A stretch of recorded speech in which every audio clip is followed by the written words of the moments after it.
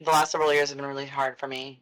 I've struggled with a lot of loss and a lot of trauma. But throughout all of the hardship and all the isolation, there's one person who was always rooting for me, one person who never judged me, and one person who always offered me unconditional love. And that was my little sister, Ange. I was her big sissy. She didn't gaslight me. She didn't call me crazy.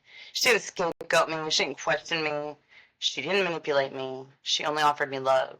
Even when she was in the depths of her darkest place, she still offered me love. Unconditional love. She showed me what unconditional love really means and taught me how to give unconditional love.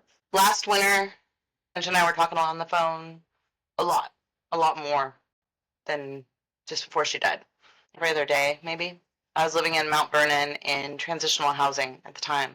And I remember just like it was yesterday, I could feel the cold air on my skin as I was talking to her, see the breath coming out of my mouth as walking in square blocks because I couldn't talk on the phone inside. I could hear her voice on the other line telling me that she was having a hard time, she's really struggling, and that if something didn't change, she knew she was going to die. And I remember her telling me that she could come to visit. She could never leave because she couldn't leave her true love.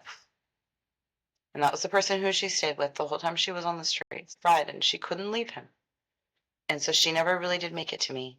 When she didn't make it during that period of time when I was in Mount Vernon, she told me that God told her she wasn't going to see me again before she died. I didn't want to believe her.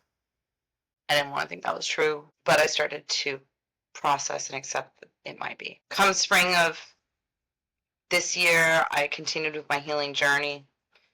I got to a point where I realized that I really needed to stop judging people, that judging others was just really just reflecting the unhealed aspects of myself.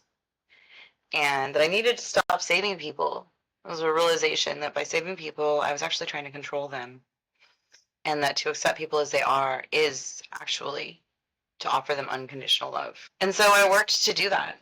I worked to figure out how I could balance respecting someone's sovereignty with knowing that they could die if they continued down that path. And I tried to find some peace, knowing that my sister was making a choice, but figuring out how I could still let her know that I was there for her and that I loved her. Fast forward to late summer, and I ended up in Beaverton. In the early fall, she and I were chatting, and we were talking about her coming to visit, but I have to say it was like worlds away. We talked very rarely, and when we did, it was staticky, poor connection. A lot of times it would go straight to voicemail on either of our ends, and even if we could hear each other, it was often faded. It was like we were talking through millions of miles. It was like I was talking across worlds to her to reach her. And we made plans for her to come in September. It didn't work out. I found a $30 flight. We made plans for her to come in October. It didn't work out. It really felt like maybe there was almost like a timeline split between us, but I continued to hold out hope. I figured if anyone could cross the bridge and break the timeline, it would be my sister and I, because we really loved each other. And that unconditional love was powerful. But despite the fact that she was the first baby that I held, despite the fact that we were so close, it just wasn't enough, and she left this world. And now that she's gone, I have to say that of anyone who could have died, my sister is probably the one person that I would be able to connect with beyond the veil. So when she told me, when I heard her voice and she said that I needed to take her and her ashes with all of her loved ones to Mount Shasta, I knew exactly what I needed to do. And when one of her friends told me that she had told them that before she died, that she wanted them to go with her to Mount Shasta, that was definite validation. I remember it was right after she died, and she said, "Happy, I'm so happy I'm with Brecky now." It was bubbles, is the way I would describe her energy. I haven't felt it for a minute since, but I definitely felt her, and that was what she told me to do. And so that's what we're going to do. We're going to take her ashes to Mount Shasta. We're going to mourn her death and the life that just couldn't quite make it through this pain. The most frustrating thing is I just recently found out that there's a lot of resources in Oregon that don't exist in California. Oregon offers therapy, 3 months of rehab. They even have a service that offers coordinated care for people who have mental health disorders, and addiction issues, which my sister would have qualified for. It was a program made just for her, but she was there and the programs were here. Her boyfriend Fred said that he was even about to sell everything and get a van just so he could drive her here because he wanted to save her. He tried to convince her to leave, but she wouldn't. She said that she loved him too much. She stayed for him. Sadly, it seems like the streets are what killed her. My son Robert, he's a lot like my sister Ange. And I can't stop her death. I can't change her death, but I can fight for him to have a better world, fight for him to have a world where there's a place for people like my sister, a place for people like him, a place for people who are too sensitive, too kind, too happy, too loving. There needs to be a place for people like that because there's nothing wrong with being those things. Those things should be celebrated and not seen as weaknesses. At the end of the day, I think that we struggle trying to figure out how to support and love people who are addicted. When I look at my sister, she really felt like a lot of doors were closed to her and a lot of people had turned their backs on her because of her addiction. I don't think that's what people really intended. I think that they wanted to be able to be there for her, but had to put their own safety and emotional, psychological well-being first. And so they created space and distance. But she interpreted that as abandonment. And I think we really struggle as a society to deal with addiction and homelessness, considering the fact that it really is a symptom of a broader disease, which is the hopelessness of our world right now. One of the things that I think could really combat that is unconditional love, community, and joy.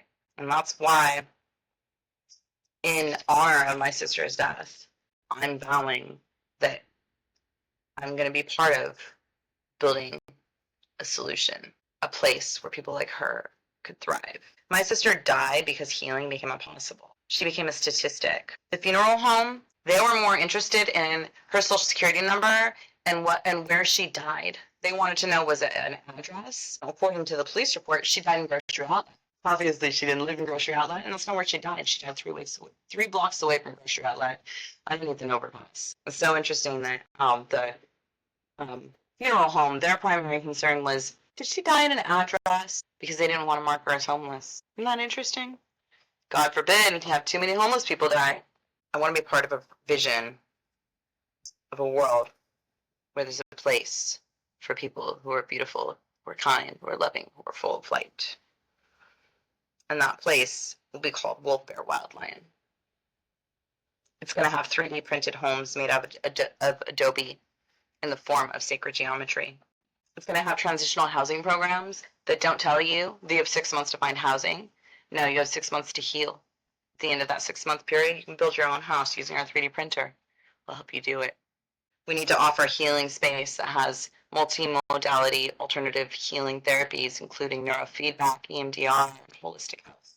Ayurvedic healing, where practitioners can come and offer low and free sliding scale, or even for trade, services to those who need healing the most. We're going to incorporate nature, meditation, and breath work into the day-to-day expectations of everyone there. Your healing will be a priority, the priority, above and beyond everything else. We're going to ensure that there's a space for people to make music and make art, because the creative pursuits and endeavors are an expression of your soul, and it's part of how you are able to manifest truth and find meaning in this dark world.